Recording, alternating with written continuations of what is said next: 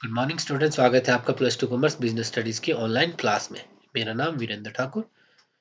आज के इस वीडियो में हम डिस्कस करेंगे national stock exchange of India. Chapter हमारा है stock exchange, meaning and functions, learning objectives. End of this video you will be able to understand meaning of NSEI, national stock exchange of India का क्या अर्थ है वो जान पाओगे। Features of NSEI, purposes of NSEI, national stock exchange of India पर trading process किस प्रकार से कंप्लीट किया जाता है वो हम जानेंगे। National stock exchange of India परंपरागत स्टॉक एक्सचेंज के प्रतियोगी के रूप में स्थापित की गई एक ऐसी स्टॉक एक्सचेंज है जिस पर मध्यम एवं बड़े आकार की कंपनियों एवं सरकारी प्रतिभूतियों में व्यवहार किया जाता है। इसकी स्थापना नवंबर 1992 में एक पब्लिक लिमिटेड कंपनी के रूप में हुई। The NSEI has been established in the form of a traditional competitor stock exchange. It is an exchange where business is carried on in the securities of the medium and large size company and government securities. The NSEI was established in the form of a publicly limited company in November 1992 और अप्रैल 1993 में इसे recognise किया गया as a stock exchange. राष्ट्रीय share बाजार अग्रणी वित्तीय संस्थानों, बैंकों, बीमा कंपनियों तथा अन्य वित्तीय मध्यस्थों द्वारा स्थापित किया गया था।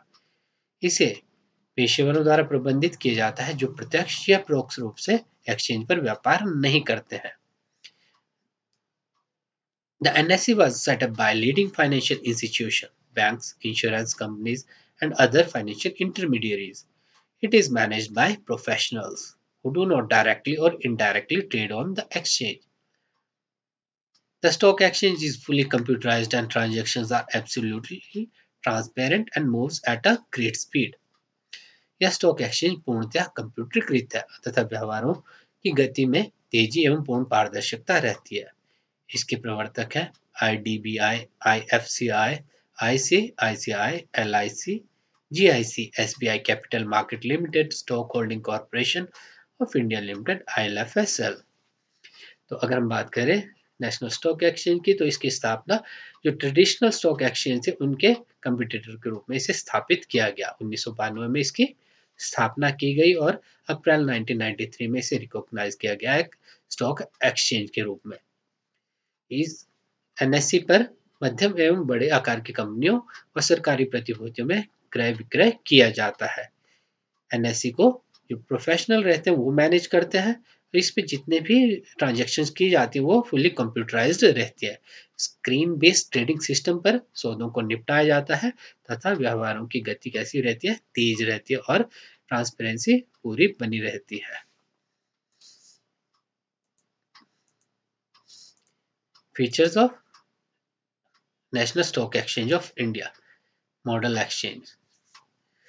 NSEI एक मॉडल एक्सचेंज के रूप में स्थापित की गई। यहाँ पर ट्रांजैक्शंस क्या रहती हैं, स्क्रीन बेस्ड ट्रेडिंग सिस्टम के आधार पर उन्हें कंप्लीट किया जाता है। तो जितने भी सौदे रहते हैं वो काफी तेज और ट्रांसपेरेंट रूप से या पारदर्शी रूप से सौदों को क्या है निपटाया जाता है। विशेष स्थान रहित फ्लोरलेस। नेशनल स्टॉक एक्सचेंज पर व्यवहार करने के लिए कोई पर्टिकुलर प्लेस नहीं है। इसके टर्मिनल क्या है पूरे देश में अलग अलग शहरों में खोले गए हैं। कोई भी जो निवेशक है वो टर्मिनल पे जाकर प्रतिभूति को खरीद या बेच सकता है। दो अंग।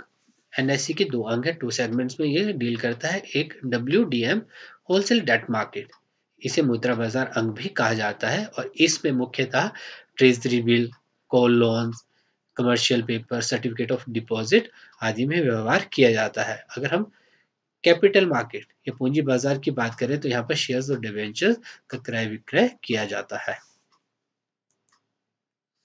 इजी एक्सेस, आसान पहुंच। नेशनल स्टॉक एक्सचेंज के टर्मिनल क्या है पूरे देश में स्थापित है। कोई भी निवेशक अपने नजदीक के शहर में के टर्मिनल में जाकर क्या है ट्रांजैक्शंस कंप्लीट कर सकता है। अगर उसने कोई प्रतिभूति खरीदनी है बेचनी है तो टर्मिनल पे जाकर या फिर आज के समय में ऑनलाइन भी क्या है ट्रांजैक्शन कंप्लीट की जा सकती है। एक ही मूल्य। जो ट्रेडिशनल स्टॉक एक्सचेंज रहती थी तो वहां पर हो सकता है एक ही कंपनी के जो प्रतिभूति है या शेयर है उनके प्राइसेस में कोई डिफरेंस हो, जैसे अहमदाबाद स्टॉक एक्सचेंज या कोलकाता स्टॉक एक्सचेंज पर XYZ कंपनी के शेयर्स में भी डिफर कर सकते हैं, परंतु अगर हम नेशनल स्टॉक एक्सचेंज की बात करें तो एक प्रतिभूति का प्राइस या मूल्य सभी शहरों पर एक समान ही रहता है। ऑर्डर ड्रिवन सिस्टम, आदेश चलित पद्धति। नेशनल स्टॉक एक्सचेंज में जितनी भी ट्रांजेक्शन कंप्लीट की जाती है वो ऑर्डर ड्रिवन सिस्टम पर कंप्लीट की जाती है। यहाँ पर निवेशक खरीदने प्रतिभूतियों को खरीदने और बेचने के ऑर्डर क्या है प्लेस करते हैं और कंप्यूटर के माध्यम से फिर उन ऑर्डरों को मैच किया जाता है। जो भी ऑर्डर मिलते चलते हैं वैसे ही वो क्या है फिर प्रोसेस या उन्हें एग्जीक्यूट कर दिया जाता है।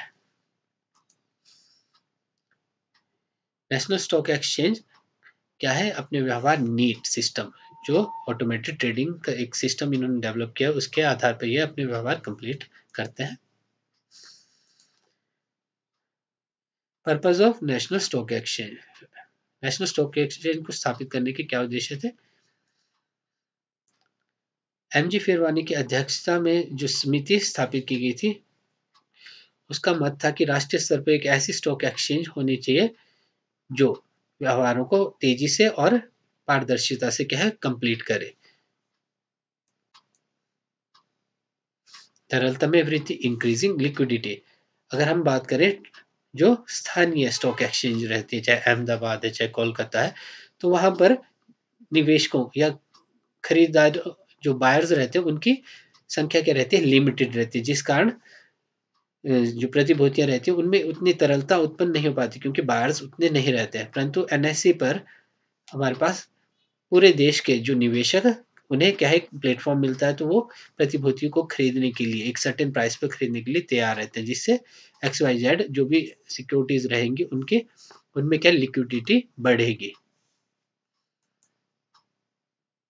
सौदों में पारदर्शिकता, ट्रांसपेरेंसी इन ट्रांजेक्शन। NSE पे जितनी भी ट्रांजेक्शन की जाती है वो स्क्रीन बेस्ड ट्रेडिंग सिस्टम के आधार पर कंप्लीट की जाती है।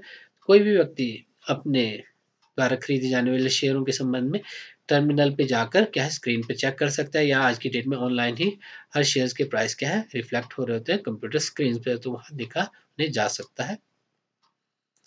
निपटान अवधि का छोटा करना, इनेबलिंग शॉर्टर सेटलमेंट साइकिल। सन 2000 से पहले जो सेटलमेंट का ये अवधि थी वो बहुत ज़्यादा लंबी थी। कई बार सौदों के निपटान में 1 हफ्ते या फिर 15 दिन का समय लग जाता था, परंतु सन 2000 के बाद रोलिंग सेटलमेंट क्या है शुरू हुआ और इसमें सौदे बहुत जल्दी निपटाए गए। 2003 के बाद T+2 डेज यानी कि जिस दिन ट्रेड हुआ उसके 2 दिन के भीतर ही सौदों का निपटान कर दिया जाता है। तो NSE में ने क्या है निपटान अवधि को भी काफी हद तक छोटा किया है और अब आज की डेट में NSE पर T+2 डे में ही क्या है 2 डेज में क्या है सौदों को निपटाया जाता है। अंतरराष्ट्रीय प्रमापों को पूरा करना, मीटिंग इंटरनेशनल बेंचमार्क। अंतरराष्ट्रीय जो स्टैंडर्ड रहते थे उनके अकॉर्डिंग भारत में भी एक स्टॉक एक्सचेंज की स्थापना की डिमांड हो रही थी, यानी कि भारत में कोई ऐसी स्टॉक एक्सचेंज नहीं थी जो इंटरनेशनल पैरामीटर्स को क्या है मीट करती हो। तो उसको ध्यान में रखते हुए फिर NSE की स्थापना की गई और NSE पे स्क्रीन बेस्ड ट्रेडिंग की जाती है, यानी कि जो भी बेंचमार्क क्या है इंटरनेशनल है उनको ये फॉलो करती है और उसी के अकॉर्डिंग यहाँ पर काम किया जाता है। Trading process on national stock exchange of India. जो भी व्यक्ति क्या है NSE के माध्यम से शेयर खरीदना या बेचना चाहता है, पहले उसे स्टॉक ब्रोकर या सब ब्रोकर के साथ अपना एक डीमैट अकाउंट ओपन करवाना आवश्यक रहता है। उसके बाद वो आज की डेट में बिना डीमैट अकाउंट के हम शेयर्स को खरीद नहीं सकते हैं। इस पे क्या रहता है प्लेसिंग द ऑर्डर और आदेश देना। कोई भी व्यक्ति जो शेयर खरीदना चाह रहा है या बेचना चाह रहा है वो टर्मिनल पे जाकर वहां पर आदेश अपने दे सकता है कि उसे इतनी कीमत पे शेयर खरीदने या फिर बेचने हैं।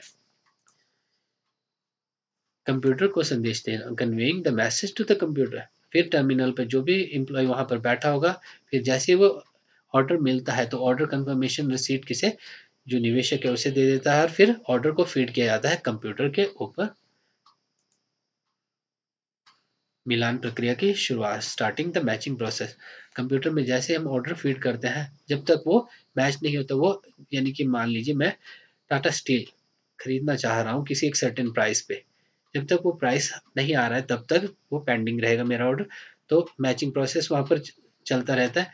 जब जिस प्राइस पे मैं खरीदना चाह रहा हूँ वो ऑर्डर उस प्राइस पे अगर कोई वहाँ पर बेच रहा होगा, तो फिर जो मेरा ये ऑर्डर है वो मैच हो जाएगा।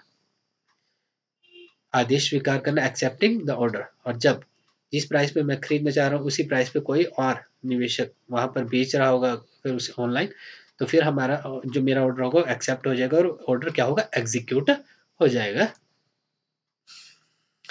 फिर डिलीवरी और पेमेंट। अब डिलीवरी हमारे मेरे डीमैट अकाउंट में आ जाएगी, यानी कि शेयर अगर मैं खरीद रहा हूँ तो मेरे अकाउंट में इलेक्ट्रॉनिक फॉर्म में आ जाएंगे और मेरे अकाउंट से पैसे कट के चले जाएंगे। तो ये जो सेटलमेंट रहते हैं T+2 डेज, यानी कि जिस दिन मैंने मान लो मंडे को आज ट्रेड किया, तो ये ट्रांजेक्शन डे कहलाएगा।